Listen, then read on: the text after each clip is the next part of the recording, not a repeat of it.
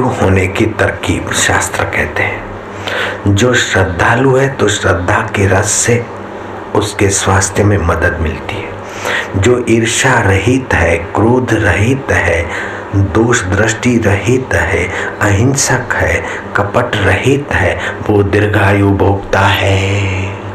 जो ईर्ष्या करता है, द्वेष करता है, कपट करता है, अश्रद्धालु है, दुराचारी है, उसकी आयुष्य क्षीण होती है। वाणी के 5 दोष हैं और 5 गुण हैं। आप गुणमय वाणी का उच्चारण करिए।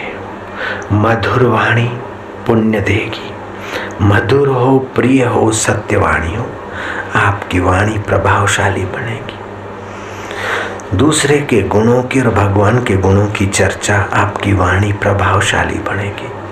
कोई शुभ कर्म करता है तो उसको प्रोत्साहन देना, आपकी वाणी प्रभावशाली बनेगी। सार वचन जो आप समझते हैं, जैसा समझते वैसा ही बोलोगे, आपकी वाणी का प्रभाव बढ़ेगा। भगवान और संतों के चरित्रों का वर्णन, आपकी वाणी का प्रभाव बढ़ेगा। झूठ, निंदा, कठोर वचन, व्यर्थ की चर्चा अथवा अपनी सराहना करोगे तो इन 5 दोषों से आपकी वाणी का प्रभाव क्षीण हो जाएगा। अपनी प्रशंसा ना, व्यर्थ की चर्चा ना, कठोर वचन, निंदा अथवा झूठ अथवा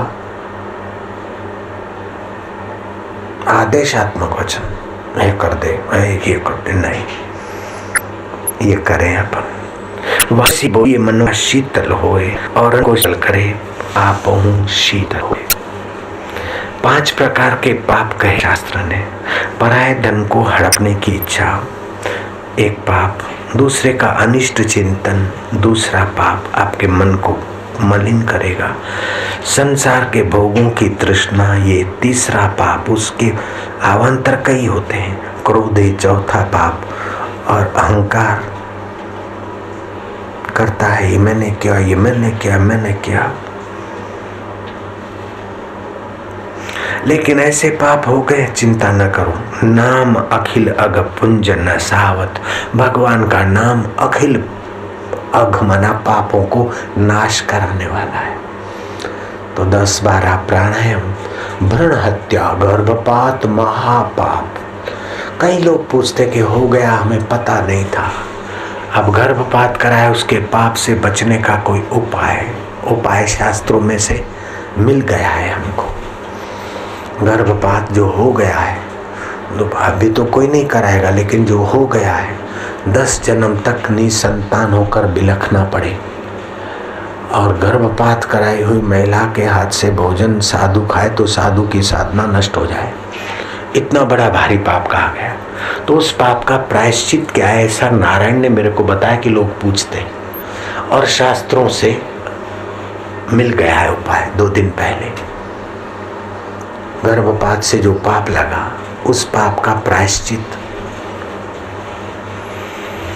16 प्राणायाम विधिवत 1 महीने तक करें। और दोबारा ये पाप नहीं करूंगा, भगवान की शरण हूं, तो भगवान की कृपा और प्राणायाम की तपस्या उस गर्भ भ्रूण हत्या के पाप को छू कर देगी। हृदय में शांति, खुशी और घर में प्रसन्नता आएगी।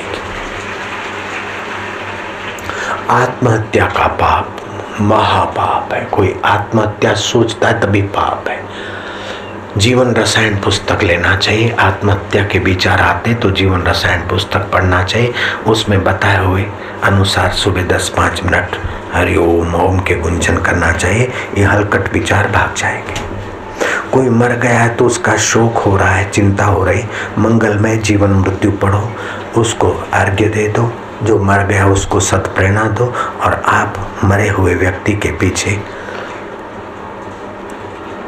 अपने चित्त के दोषों को दूर करो। लेकिन कोई आत्महत्या करके मरा है तो शास्त्र कहते हैं उसके शव को कंधा देने से भी पाप लगता है, उसको अग्निदान देने वाले को भी पाप लगता है और घर की बरकत चली जाती। जो आत्महत्या करके मरा है उसको उसका उत्तर क्रिया अर्थात पिंडदान, अथवा तो 12वां या तीसरा नहीं करना चाहिए। आत्महत्या भयंकर पाप है। किसी ने कर लिए तो उसके चंडाल के द्वारा उसके शव को घसीटवा के गांव के बाहर फेंकवा दो, गीद और सियार खाएं। उसके लिए उत्तर क्रिया कुछ ना करो, उसकी सदगति के लिए कुछ ना करो। इतना बड़ा भारी पाप कहा गया है। इसलिए आत्महत्या का विचार भी न आए, और आए तो विचार मन को आए, इसमें मेरा क्या। रसायन, जीवन रसायन पुस्तक पढ़ो, आप ऊंचे विचार में चले आओ। 10 वस्तु दीर्घायुष्य देने वाली है आयुर्वेदिक के हिसाब से। उन 10 का सेवन करने वाला लॉन्ग लाइफ जीता है। गाय का दूध, जर्सी गाय नहीं, देसी गाय का दूध। गाय को गो क्यों कहते हैं? सूर्य की हजारों किरणें हैं, उसमें से 3 मुख्य हैं, जीवनी शक्ति, दाहक शक्ति और गो शक्ति। दाहक शक्ति और जीवनी शक्ति से तो हम जी रहे हैं और काम चल रहा है। गो शक्ति गाय की रीढ़ के साथ जो नाड़ी है वो गो शक्ति को शोषित करती है, और वो गो शक्ति वाली नाड़ी, सूर्य की जो गो शक्ति है उसको शोषित करती है, सूर्य केतु नाड़ी। इसलिए उस प्राणी को गौ कहा। उस गाय के दूध में सुवर्ण क्षार पाए जाते जो एंटीबायोटिक का काम करते हैं। गाय के गोबर में और गाय के मूत्र में वह सूर्य नाड़ी के प्रभाव से एंटीबायोटिक तत्व पाए गए। इसलिए गौमूत्र 50 ग्राम पीने को मिल जाए और बदले में अशर्फी देनी पड़ी तो देकर सुबह सुबह 50 ग्राम गौमूत्र पे किडनी की तकलीफें, मोटापे की तकलीफें, लीवर की तकलीफें, पेट की खराबियां, बहुत सारी खराबियां ठीक हो जाएगी। अब कौन गाय के पीछे कटोरा लेके घूमेगा कि कब वो सीटी मारती। इसलिए अपनी 5000 गायें हैं गौशाला में, और वो किस समय सीटी मारती, कुछ ग्वाल रखे गए, इकट्ठा करने का उनको पैसा देते और फिर उसमें विधि करके उसका अर्क बनाते, सूक्ष्म बोतलों में भरकर साधकों तक पहुंचाती समितियां। तो 30 मिलीग्राम गोअर्क, 20-30 जैसी अपनी आवश्यकता, और थोड़ा पानी डालकर पीने से वे फायदे मिलते। और जिनका दारू नहीं छूटता वे भी गोअर्क पीकर दारू का चस्का ले लेते और दारू से सदा बच जाते, और पेट का मोटापा कंट्रोल हो जाता, और कई बीमारियों से बचे हुए लोग आपको मिल सकते। जिनको गो अर्क से फायदे हुए हैं वे हाथ ऊपर करो। अब गिन लो कितने लोगों को फायदे हुए। मेरे को भी हुए। तो ये सूर्य की नाड़ी का फायदा उठाने वाली गाय, सूर्य के किरण का फायदा उठाने वाली गाय की नाड़ी, और उस गाय की नाड़ी का फायदा उठाने की बुद्धि मनुष्य में है ना। मनुष्य से श्रेष्ठता कोई नहीं।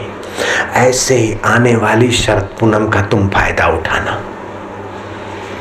शरद पूनम की रात का भोजन बंद, अभी से लिख दो सरसोड़े में। मैं सच कहता हूं, इसमें जरा भी रियायत मत करना। दिन को तो भोजन करना, शरद पूनम को रात्रि का भोजन बंद। क्या करोगे? चावल पका दोगे। फिर गाय का दूध मिल जाए तो अच्छा, नहीं तो जो मिले। चावल पक गए करीब करीब, फिर उसमें दूध डाल दोगे, घूंट भर पानी छोड़ दोगे, 1-2 उबाल आ जाए, खीर बन गई। दूध सूखना नहीं चाहिए, जितना दूध डालते उतना साबित रहे। दूध वैसे ही कई कैलोरी होती है दूध में। 3 कटोरी खिचड़ी खाओ, 1 कटोरी दूध पियो, बराबर हो जाएगा। अगर भैंस का दूध और उबाल के पीते तो बड़ा भारी होता है, वो भविष्य में तकलीफ करेगा। रबड़ी, मावा, पनीर, जिनसे दुश्मनी है उनको खिलाओ अपने पैसे लगाकर। लाखों रुपया खर्चेगा बीमारी